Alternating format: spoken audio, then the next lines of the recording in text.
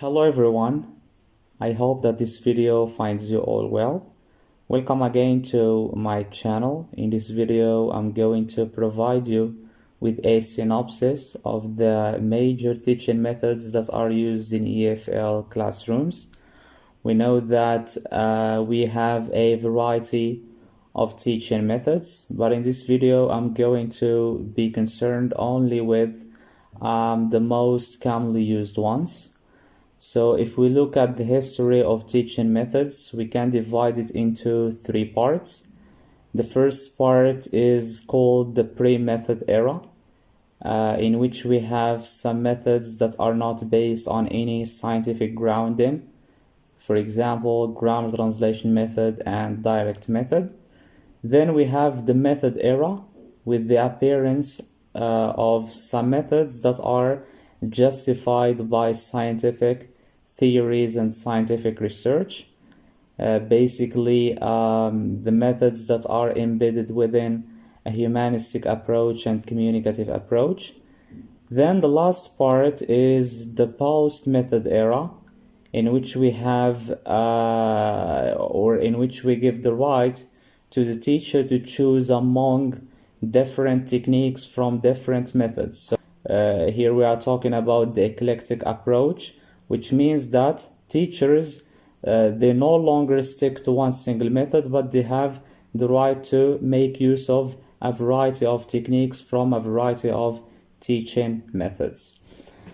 So let's start with the first era, pre-method era. The first teaching method that appeared in the history of methods is grammar translation method.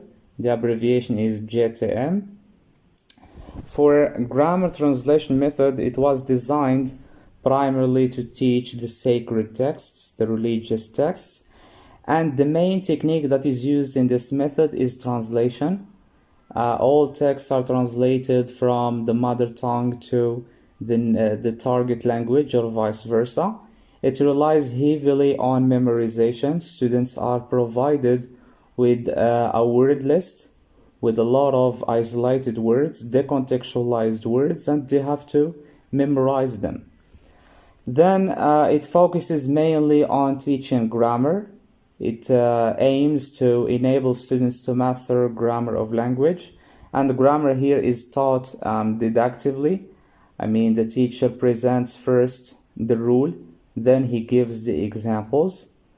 Then the use of L1 is very allowed because students use their mother tongue to understand the reading texts, and it provides students with a lot of reading and writing activities. Of course, each method has its own advantages and disadvantages. So grammar translation method was intensively criticized for many limitations. One of them is that students speaking or oral communication is neglected because GTM gives much importance to reading and writing, so it doesn't care much about developing the oral and communication skills.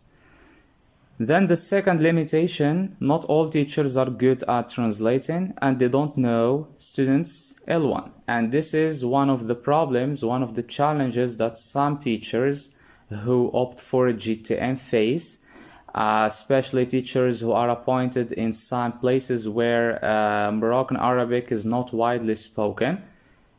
So students here, they have their mother tongue that the teacher doesn't know about. So when the teacher wants to translate a text, it becomes difficult for him to communicate the accurate translation because he doesn't know the native language or the mother tongue of students, and also students do not know much about the teacher's native language. So here we have some kind of misunderstanding between the teacher and learners. For advantages, grammar translation method is very useful in the sense that it enables students to master grammar and also to develop reading and writing skills. And also it allows students to acquire a large number of lexical items via memorization. Since grammar translation method does not foster communication skills, and as a reaction to this limitation, we have the appearance of direct method. Direct method appeared to cater for this drawback. It appears to develop students' communication and oral skills. That's why the major techniques that are used in this method is to have students or to expose students to a large communicative tasks. Here we have demonstration, which means the teacher can use body language, can use gestures to demonstrate, for example, the vocabulary items that he or she wants to teach. Teachers also can opt for miming technique, the use of visual aids like pictures, like realia, like videos, the use of the target language. So in GTM, the mother tongue is allowed, but in direct method, the mother tongue is considered as an obstacle against the learning development. That's why the only medium of instruction in direct method is the target language, not the mother tongue. And grammar is taught inductively.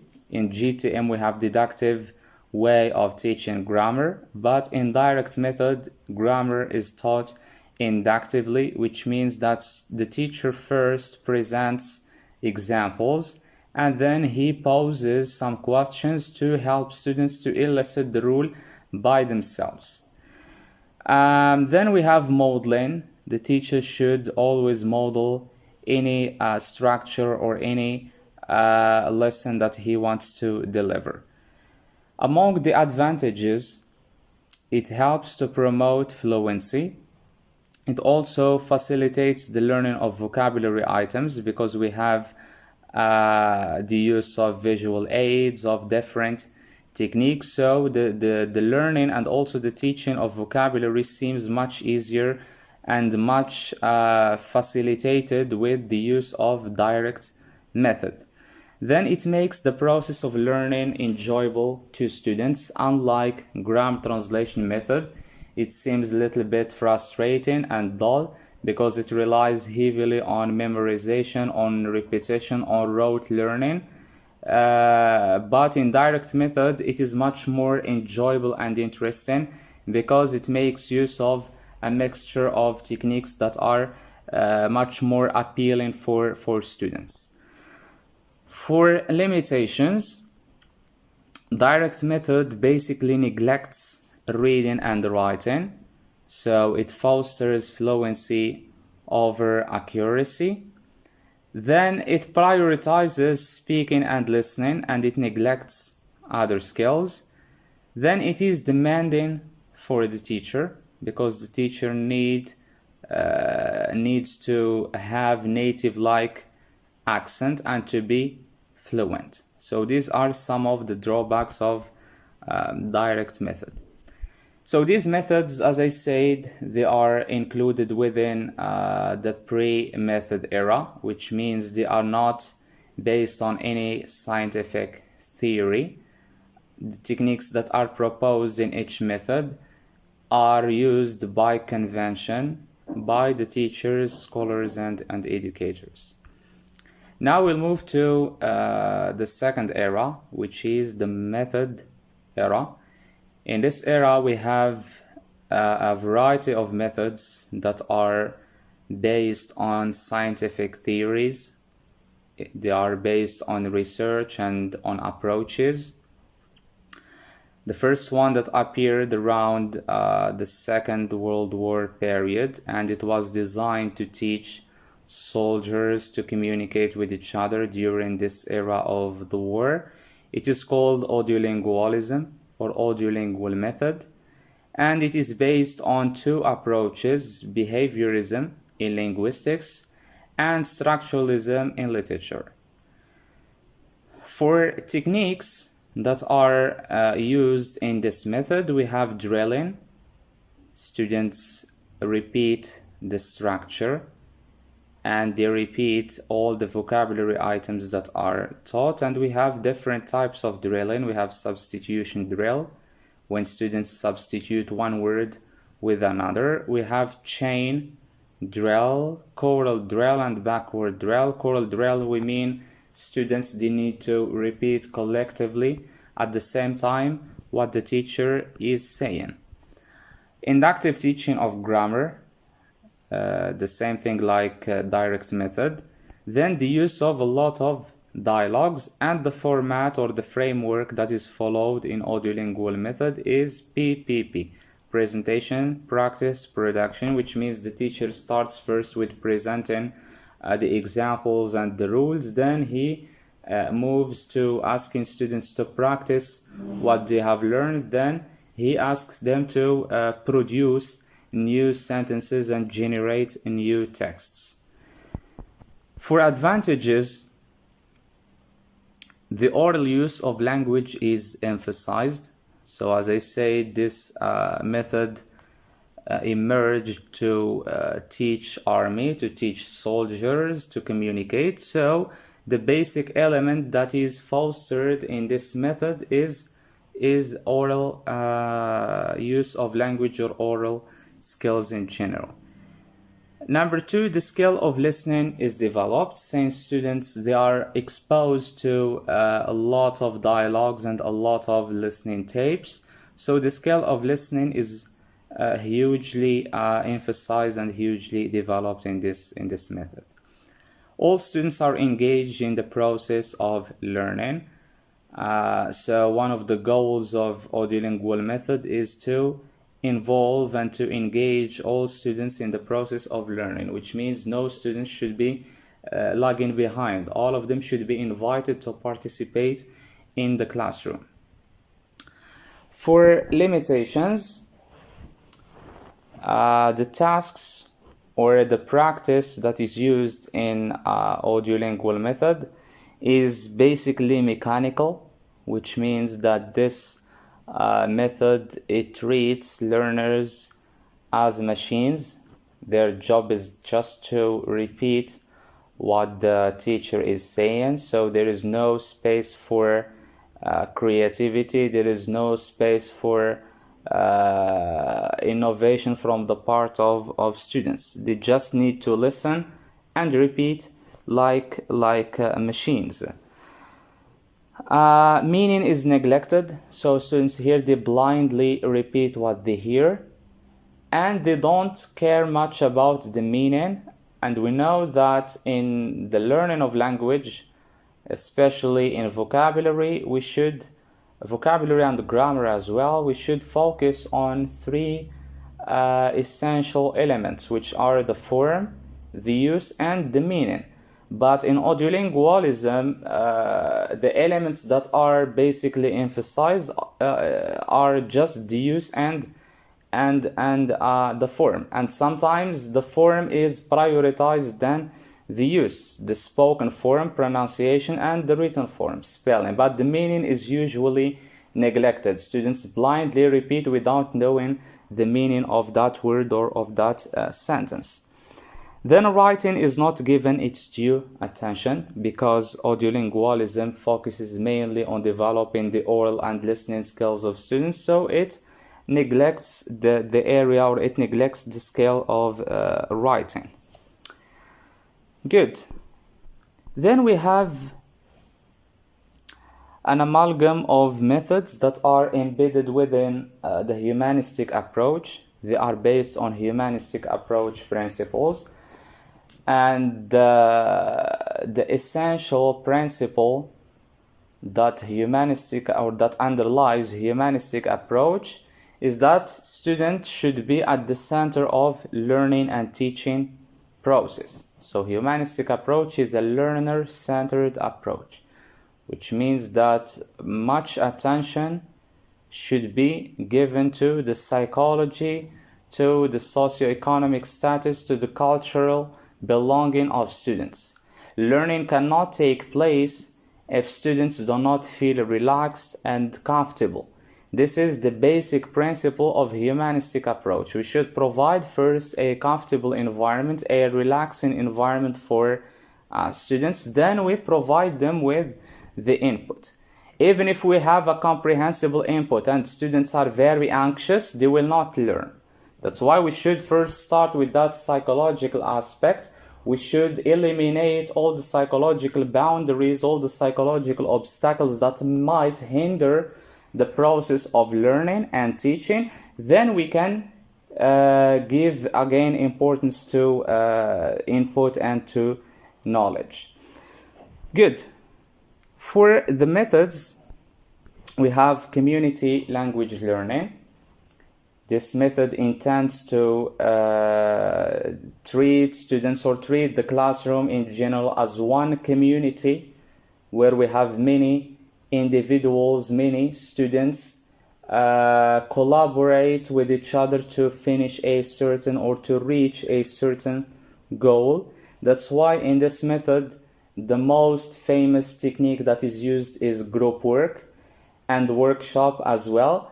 And basically the most renowned technique is when we have one group and all students, they are sitting in one group or in one sitting arrangement in a circle. For example, we have a circle and all students are sitting within that circle and the teacher is outside the circle and they are discussing a certain topic. This is one of the techniques that is used by the communicative language learning method. We also have inductive teaching of grammar. Translation is allowed, which means mother tongue is also allowed in this method. Students can ask the teacher for the translation of certain words, repetition, transcription, and reflection. For advantages, by the way, in all methods that are included within humanistic approach, the use of L1 is partially allowed. Students should not excessively resort to L1, but they can ask for the equivalent of certain words if they want to. And also mistakes, they are not considered as obstacles for learning, but rather they are just a part of the learning trajectory of learners. So here mistakes are very tolerated from or by the teachers who adopt these methods. For advantages, students learn social and communicative skills. So here this method does not foster only the speaking and all skills, but it goes beyond that to embrace also some social skills, like being able to collaborate with others and being able to demonstrate some social values. Number two, students' inhibitions are lowered. So when students they work together, they communicate with each other, that inhibition is lowered, and so that they can participate and talk freely in the classroom. Generates independent students. Here again, it promotes the learner autonomy. It tries to prepare students to be autonomous learners.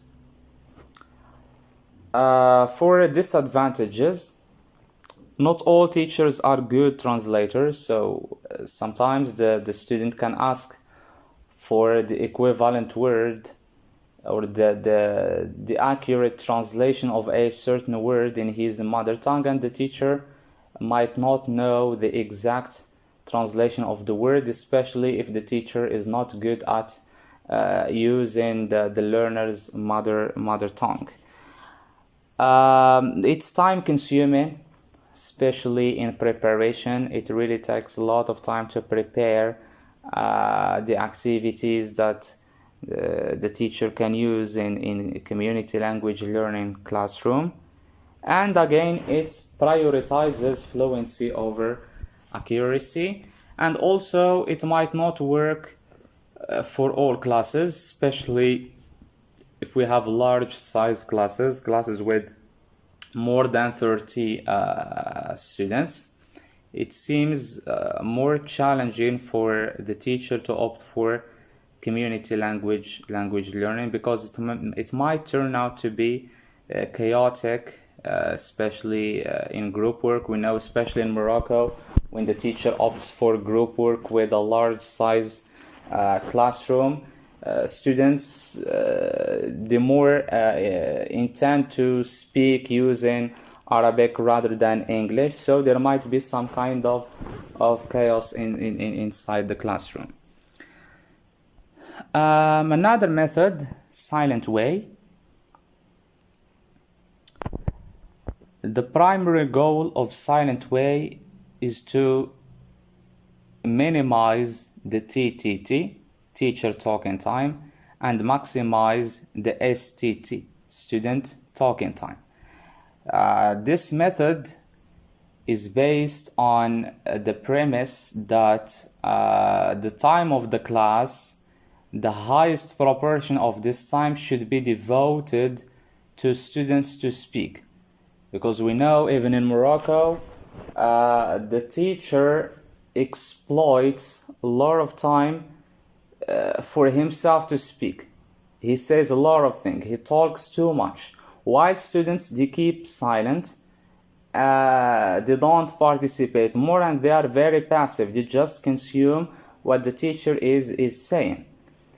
But here in this method, as I said, it intends to give more chances, more opportunities to students to speak, and the teacher, his talking time should be minimized to allow students to maximize their talking time. How the teacher is doing this?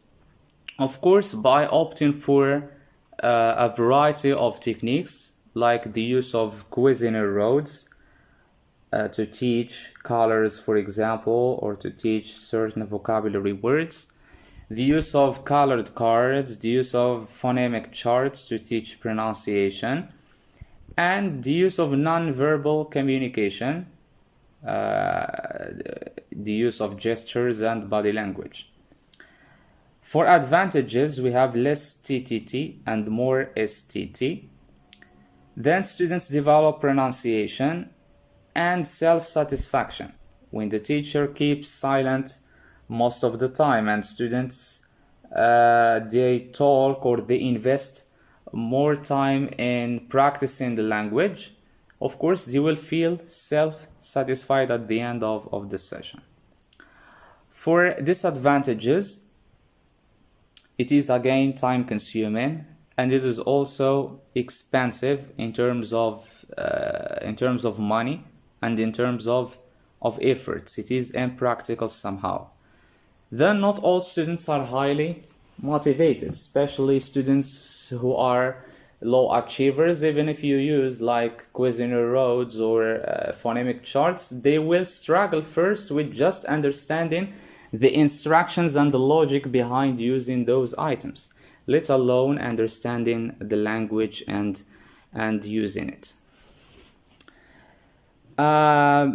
Good. For Suggestopedia, what I want you to remember in Suggestopedia, whenever you hear this word, your mind should directly go to using soft music, because soft music or Suggestopedia is known for the use of soft music.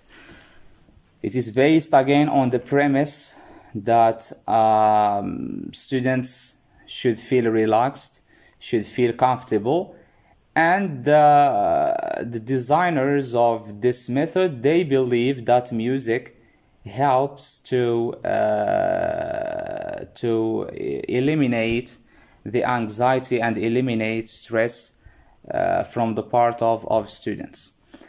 So here soft music is used, also visual aids, and it tends to provide a relaxing environment for students.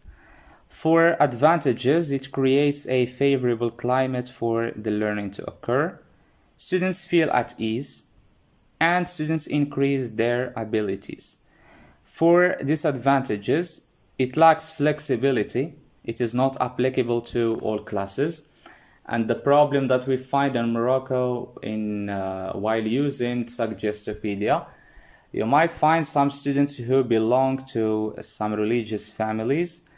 When you use soft music, they might stop you and say that music is religiously haram and you should not use it in the classroom. And this is their right, of course.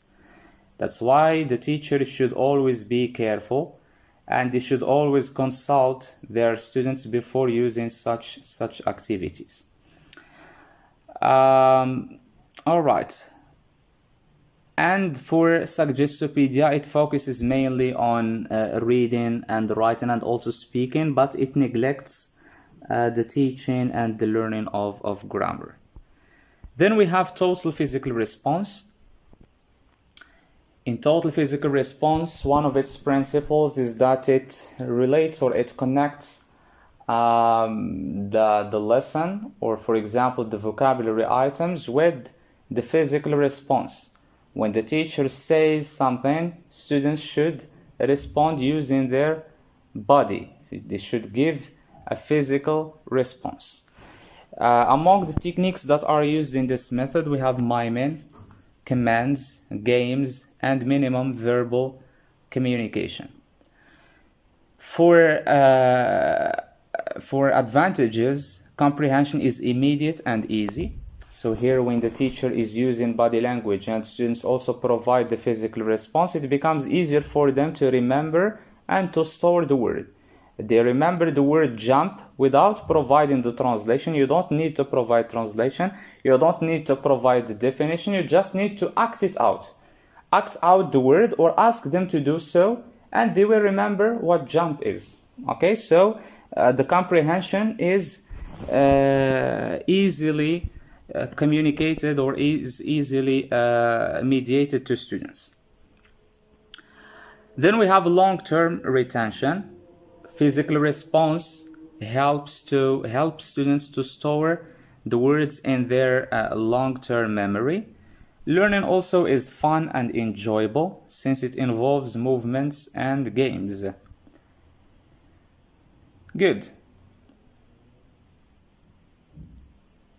For pros, or for cons, sorry, for disadvantages, it cannot be used to explain abstract words or abstract notions. For example, the word freedom, the word peace, the word love cannot be illustrated using gestures or physical movements. That's why total physical response is criticized for being, let's say, impractical somehow. Because the vocabulary that is taught in this method is very limited, and it teaches only vocabulary that can be acted out and that can be illustrated using body movements. Otherwise, for abstract words, it's difficult for the teacher to use total physical response to teach these abstract notions. Students don't express themselves, they only respond to commands of the teacher. Again, the creativity of students is somehow undermined.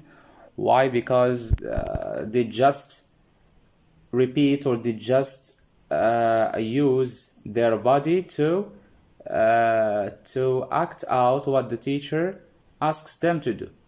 So there is no space for expressing themselves and to talk about themselves and to generate like long sentences.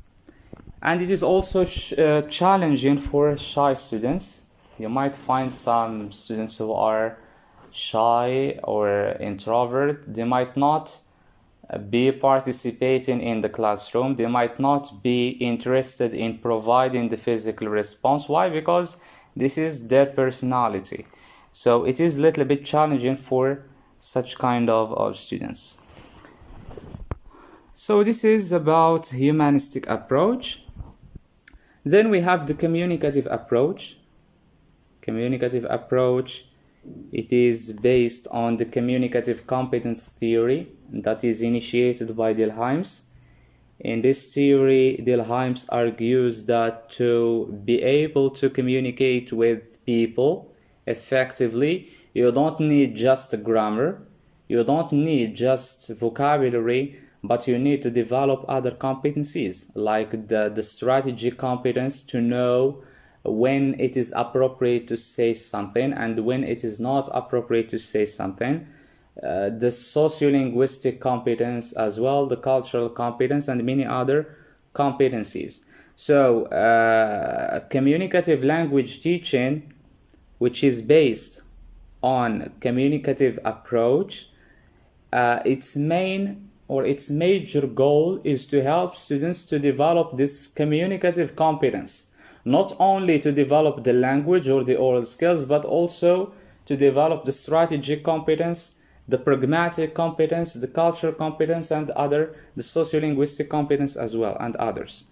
Okay, so the techniques, we have oral practice and production. Students in the classroom need to practice the language orally, and this method provides like a native-like environment for students.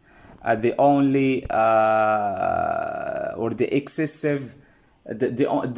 language that is excessively used in the classroom is native language. Is the target language, not native language. So it stimulates real life situations. Students, even if they are in the foreign language context, like in Morocco, English is a foreign language, and the classroom is a foreign language context, they might feel that they are in a native language context. The teacher should provide all the conditions that might stimulate the real life situations, the real life of native speakers of that language. It follows the order of presentation: controlled practice, free practice, then interactive activities where students can practice the language by using it and by communicating with each other. Then group work and WH questions. Students can ask each other questions and can, for example, interview each other to communicate and to develop their speaking skills.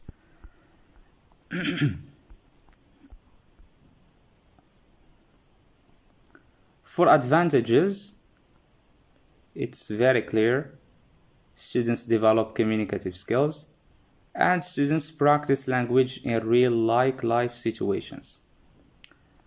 Disadvantages: only everyday language is taught while other forms of language are not taught. So because communicative language teaching, it aims to help students to speak like native speakers. So the only vocabulary that is used in that classroom is the vocabulary that is exploited in real life situations. Grammar is not systematically taught. Here, grammar is taught implicitly. Students use language and they use grammar without being conscious that they are doing so. For example, the teacher might teach present simple, but without highlighting explicitly the rules.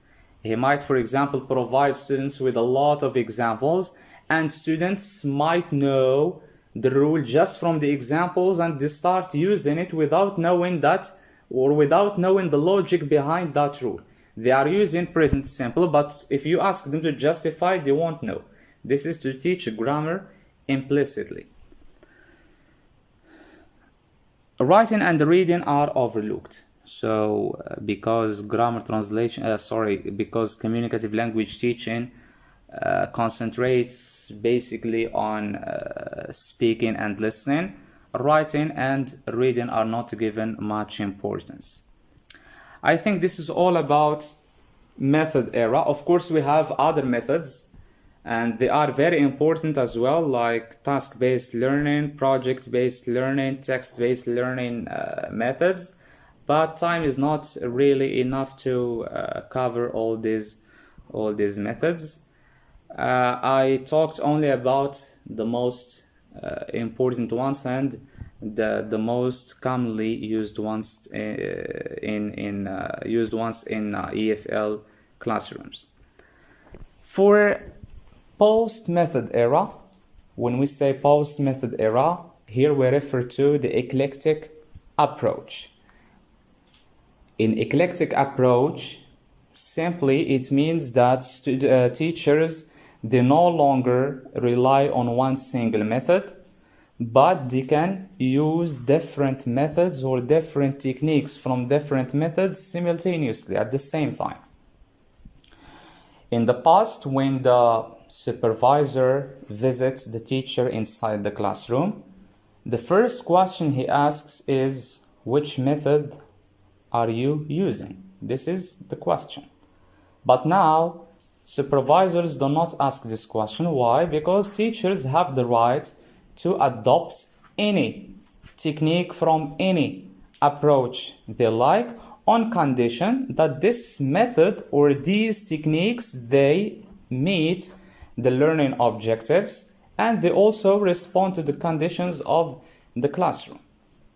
So for the principles of the eclectic approach, it has three principles. The first one is practicality, which means that the teacher should use techniques that seem practical in terms of time, in terms of money, in terms of efforts, and these techniques should help to meet the learning objectives. This is practicality. Then we have particularity, which means that each classroom or each class is particular, is independent from the other class. That's why the teacher cannot use one method or one technique with all classes. You might find, for example, if you teach a second baccalaureate 1, in this class you have high achieving students, and you are teaching second baccalaureate 2 and you have low achieving students. Of course, the technique that you are going to use with second bac 1 class should be different from the technique that you will use with the other class, because you have different types of students with different levels. This is particularity. Each class is particular and each class necessitates making use of different technique, a technique that goes hand in hand with the conditions or with the circumstances of that class. This is particularity.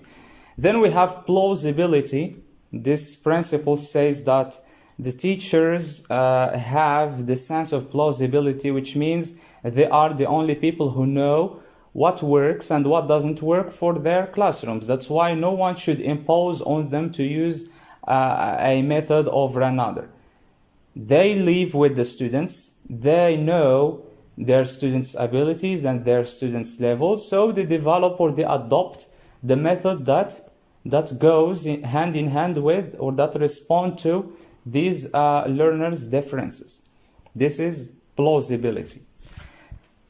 I think this is all about teaching methods. I try to include everything, but as I say, this is just a synopsis, which means it's just something from everything, which means you need to do some research to cover other methods, but this video is enough to develop or to widen your knowledge about the history of methods and about the techniques that are used and principles that underlie each method. Thank you so much for watching, and if you have any question, don't forget to drop it below in the comments.